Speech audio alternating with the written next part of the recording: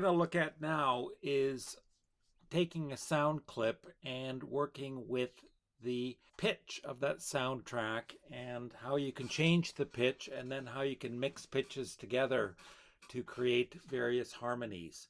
And what I'm going to do is I'm going to take this song here called Kothbiro by Ayubogada because he has quite a good voice, and then put several tracks on and change the pitches of these. In Davinci, it's very, very easy to change the pitch of a piece of music.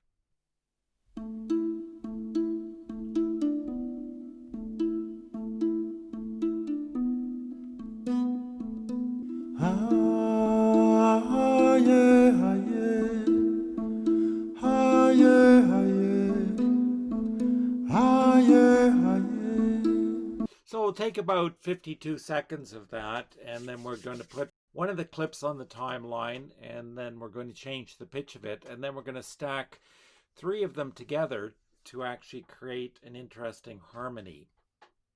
So the first thing you have to do is just copy it onto the timeline using the insert. And here we have it on the timeline. So I want to put the cursor right around here, and then we'll change the pitch of it. So to change the pitch of any clip, you just simply have to highlight it so it has the red outline. And here you have the clip volume. You can change the volume of it. And here you have the pitch, and you can change it to various semitones. And we're going to work in 8ths because that's actually how you can create 1 octave higher or lower. So this one here, we put it at 8, and then you'll be able to hear the difference in the pitch. So that's 8 semitones higher.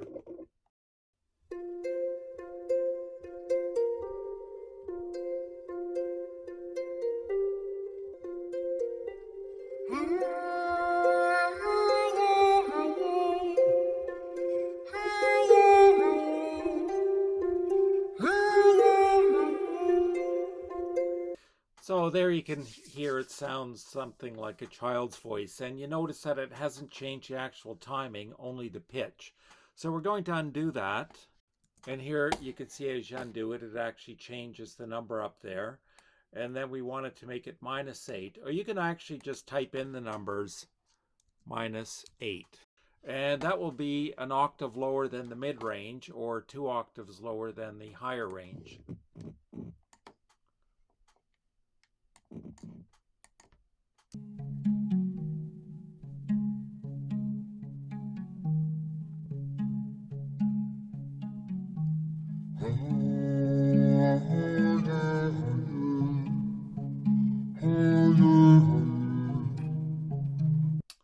Okay, now we're going to actually just undo that again. And we're going to stack 3 of these together, and then change each one an octave higher, an octave lower, and one in the mid-range, and you'll hear the harmonies between them. So we can just take this and copy and paste it twice. So that's Command C, and then Command V, and then Command V again. And then we want to stack them up. And you want to zoom in to make sure that you've got them all lined up exactly.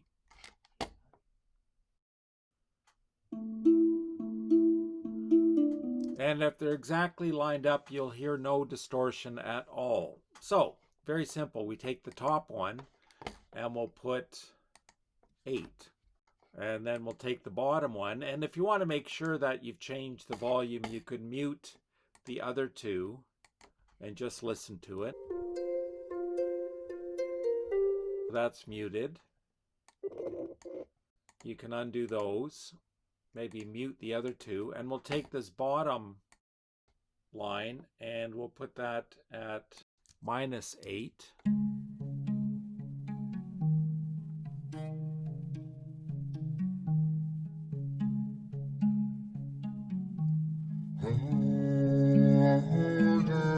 Okay, now we're going to unmute the other 2, and you'll listen to them together in harmony. And because they're each an octave apart, it will be in major harmony.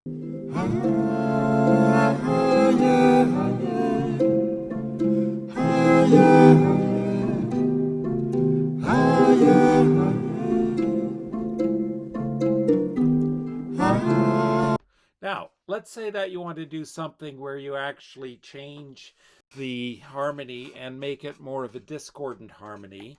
We can try something a little bit different. We'll take this top one and maybe make that at 6. And we'll take the bottom one and perhaps do that at -4. And now you're going to hear a much different kind of sound.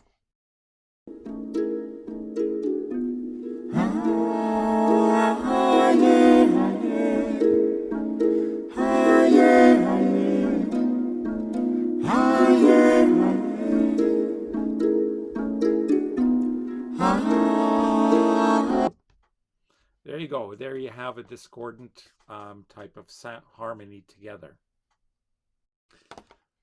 Now we'll look at creating a slightly different type of harmony where we lower everything but to different degrees. And so you can create any sort of mix that you'd like in this type of editing. So the top one we'll just do as a 4, so it's still above normal, but lower than the previous one. And we'll also change the middle one, make that a -2. And the lower one, a -14. Now you'll hear something quite different.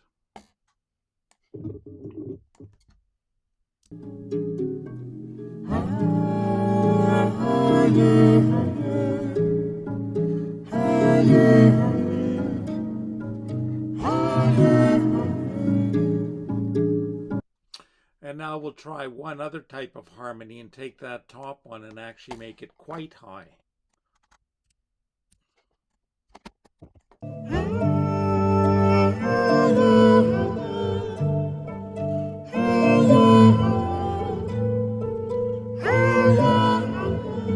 So there's a lot of experimenting you can do.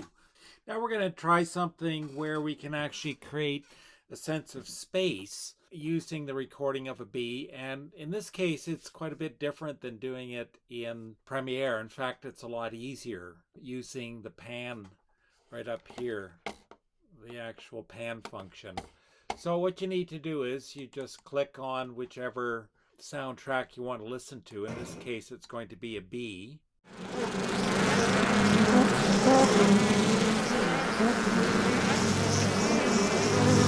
And if you look carefully, this is already in stereo, that each of the two sides, the left and the right, have a slightly different track.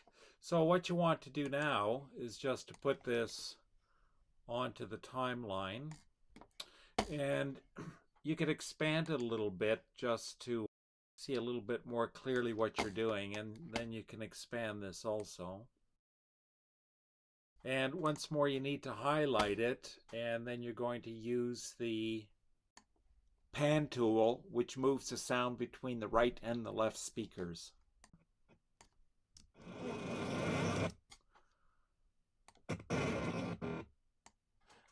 And you put in a keyframe.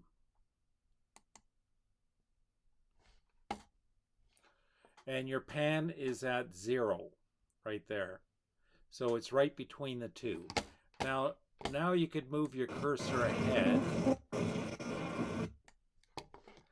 and you'll pan it over completely to one side, and it puts in another keyframe.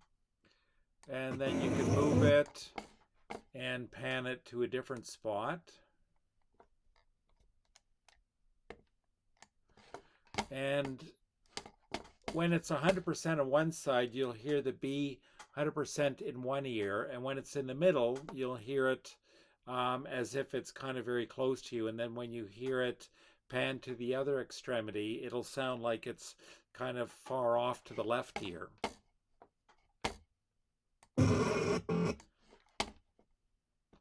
And you could put it now just kind of in the middle, and then maybe buzz back to the right hand side, and buzz back to the left hand side.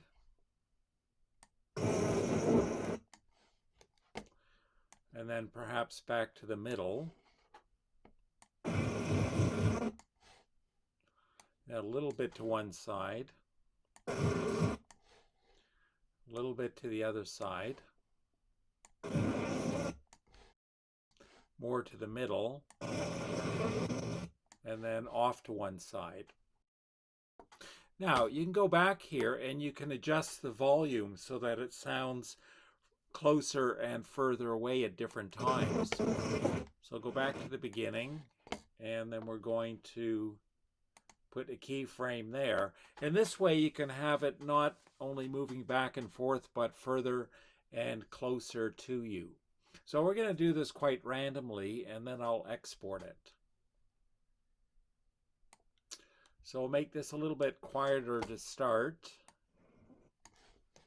And then we're going to crank up the volume so it's higher than normal. And then move it back again.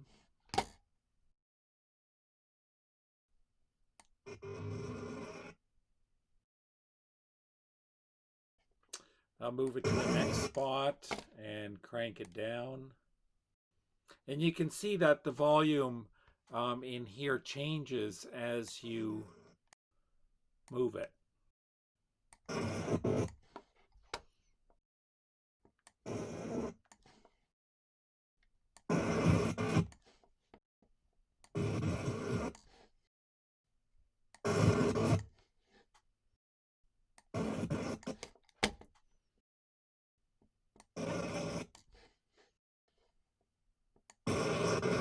And then at the end you want it to fly off somewhere, so you quiet it down all the way. Okay, so you've got the sound that you want, and now you want to find out how to export that sound. Well, we can first go through it to test it. Now, you'll only be able to hear this, how it works, if you're wearing a pair of stereo headphones, and it won't work actually just over the screen share here. So you're going to have to listen to the little video that I make with the bee in it. You just have to download it and listen to it.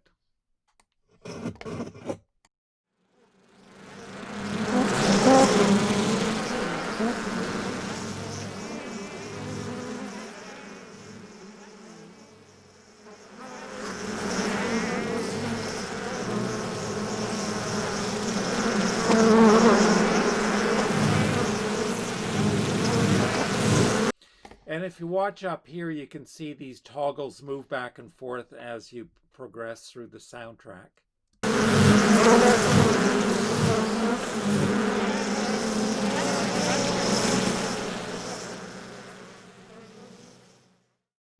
Now, if you actually want to look at this graphing here and be able to change it, there's a little tab here that you can open, and it actually will show you, you can look at both the pan and the volume. And if you want to, you can go in here and you can change these at some point. And you can see you can change the volume as you go. And you can also click onto here and click on pan, and then you can actually look at the various panning. And here you can see that there's the other graph of the volume as it goes along. So if you want to kind of work along with that, you can change a little bit the pan according to that volume. And you can see here as the volume goes down, the pan kind of goes towards one side. And that's a way of actually altering all of the different key points that the keyframes that you put in there. Okay, so that's how you can actually check on the all the different changes that you made. Now, I'll show you how to actually export a soundtrack. So once more, you go into this little rocket thing that sends it off. It's called Deliver. And in here, you can see that we had all the different sort of file types that you could send it off in or export it in. You want to drag this little bar right to the very end and click audio only. And then, so you click browse where you want it to go, and we're going to call that bees. I've already got that written in there. You go save, And make sure that this is on wave, not QuickTime, because in Premiere it would be AIFF, but in Davinci you're going to be working with wave, and then you just add it to render queue. Make sure that this here is where you want it, and then click O, and it'll make that as the outside edge of what's going to export. Click add to render queue, and then you start render. And it just takes a couple of seconds.